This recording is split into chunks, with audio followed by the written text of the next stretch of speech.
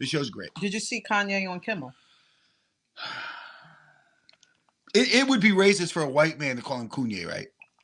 Like, I can't say that. Is that like the N word? But you Can I already get a said judgment it. on that?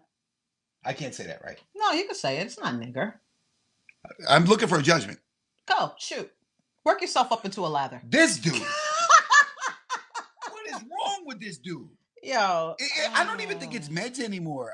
I just think he's just like really clueless at this point. I think he's really clueless. Kimmel is another person that I think that I liked a lot more after that interview. I liked him a lot after he went on a tirade. You know, his son was born with a genetic defect, and he went on a tirade about the healthcare with Trump. And that, I was really like, wow, Jimmy Kimmel. You know what I like him? Because not only is he funny, but he's passionate. Like, I like how his brain works. I'm going to go back even further. I'm going to tell you what I really like. You're going to like this. He and Carson Daly were best friends. Were best friends for many years. Best friends, living together, high together all the time, like just best friends for years. Notice how he knew about the high part. No, they were like, they really, they came up really young together. They went to Hollywood. They almost, they became famous in different ways. But Carson Daly was engaged to that girl Tara Reid. Okay. You know, the crazy one who was in American Pie, the mom who gets all the bad plastic surgery. Unfortunately, I do know her. And he absolutely, their friendship broke up over her. Yeah. Why? Because Tara Reid, he was in love with Tara Reid. Oh. I don't like Jimmy. He's a bad influence on you, this and that. And this and that. Okay. So Jimmy Kimmel went and got big. Carson Daly got big. Tara Reid didn't. Right. Tara Reid, she's alcoholic. She's really crazy. Okay. So they ended up breaking up. Right after they broke up, Jimmy Kimmel had him on the show. Like right afterwards. Okay. And like basically. Please. And like basically was like, I missed being on the show. You can actually see it. You need more than one tissue. You can see it on YouTube. All right. I'm actually I missed you, this and that. I'm glad you broke up with that crazy bitch because now we can be friends again. Really? Yeah, but basically it was like, I'm sorry for any part I had in it. And like they hadn't spoken, like they didn't know. Cool. And it was really cool. And like I was like, wow, Jimmy Kimmel's a real dude. Mm-hmm. Like you have to be a real dude to bring a guy out there and say, here's sorry for that. And she's a crazy bitch. Right. I was like, I like that guy. He's all right. So he's like a real dude. The bro code. So I really I started liking him then, and then I really was like, wow, he hates Trump. He hates Trump more than maybe I do. Is that possible? I don't know. I don't like that guy, but yeah, Kimmel's a good dude. I think he paid the guy. Didn't he bail the guy out of jail who did the last pickaxe thing? I don't know. I believe he did. I think he's the one who bailed the guy out of jail who did the last. Well, I knew that it was going to be a good interview when he introduced Kanye as a shoe salesman.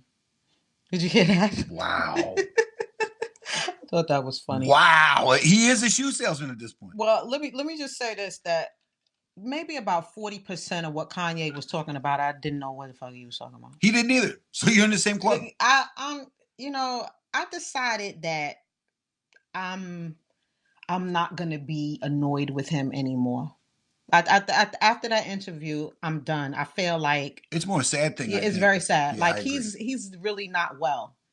That what is it? Bipolar disease. It's very, very, very real. And like when I just watch him and his body language and his moves and how he's like this, like he smile like this, and then all of a sudden a straight face. Then he's looking over there.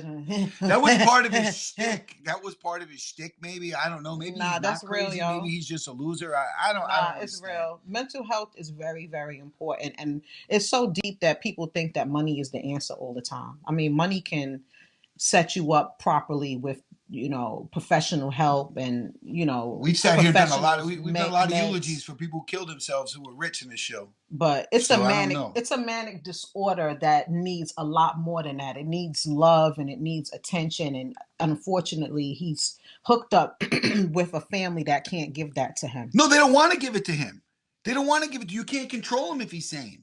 So it's very, really, it's sad to me, yo, because he's a talent, he's a creative, and everybody loves him. I'm just sad to see that people are loving him more for the wrong reasons. That he crazy. That sound cool what he said. No, like he needs help. Look at the easiest way to minimize somebody is to discredit their credibility. Trump does it with CNN. He does it with the media in general. Fake news. The white administration, the white press and everything else, and did it to Farrakhan for years and years. He doesn't know what he's talking about. Don't listen to him. He calls white people devils. Oh, black people, don't listen to him. He's crazy. And he's crazy. He's extremist. Right. You know, he's this and that. So if you paint somebody with a crazy brush, then you can control them. Do you see what I mean? I mean, Farrakhan they couldn't control, but you can control the way that people perceive him. And I think that the Kardashians like to have him under control. Why give him his meds if he's just crazy and no one's going to take him serious anyway? Well, it's not about why give him his meds. It's keep him medicated. No, I don't think so. I think they medicate him at times when they want him to be controlled, and then they put him on Kimmel so no one takes him seriously again. No, who's taking him seriously anymore with anything he says? Yeah. Well, it's concerning to me because like what happens is that this turns into depression, and then it turns into substance abuse, and eventually accidental overdose or whatever. It's just there's a trail. They're more concerned with being hot and current. Yeah, and he mentioned that he still watches Pornhub because he said I'm supposed to be mad at him for that. No, you love him for that. No, I'm just saying. But Jimmy Kimmel asked him about him, how he looks at his daughter and how he's going to probably have a problem with how men look at her as she grows up. And, he mentioned that he still, I don't know how that correlated with each other, but he mentioned how he still watches Pornhub, and Jimmy Kimmel asked him what was his favorite category. This should be interesting. What was it? And Kanye said his favorite category is black on white, which makes sense. Yeah.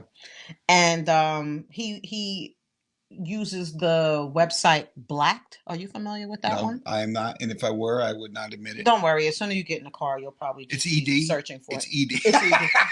Yeah, it's .com? Yeah, it's ED. Okay. But what's his name? He just received an offer, actually, from his interview from a guy named Greg Lansky, and he runs a high-end porn company, including. Boy, that's not an oxymoron. Including the Blacked porn company. Blacked, really? ED.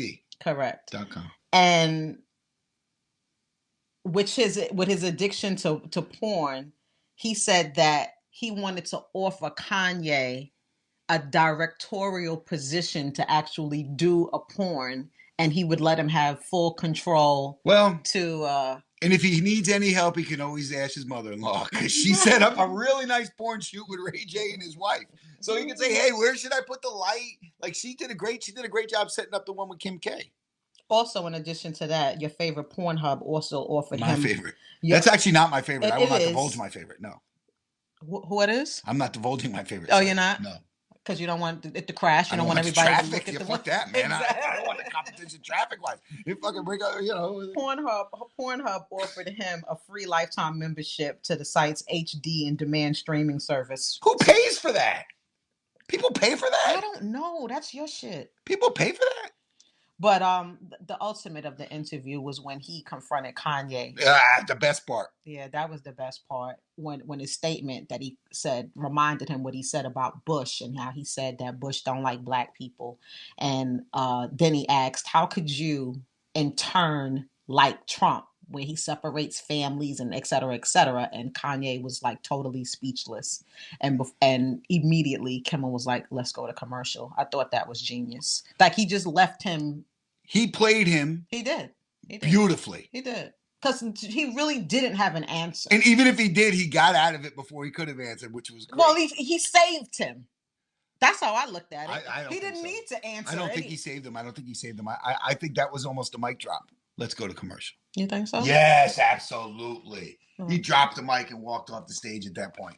He did? Absolutely. If he looked to save him, he would have brought up another subject or something like that. He wanted it to end like that. Yeah, there was nothing else to say. He killed it. Jimmy Kimmel's the dude. Yeah. Jimmy Kimmel's that dude. He was very good. That's another interview you guys. They're different. But Jimmy Fallon's more of a hip guy, like ostensibly. But Jimmy Kimmel really is like he's really. You want to say woke? I'm tired of hearing that woke bullshit, but he's really has the same agenda as everybody else. Very cool, Kanye.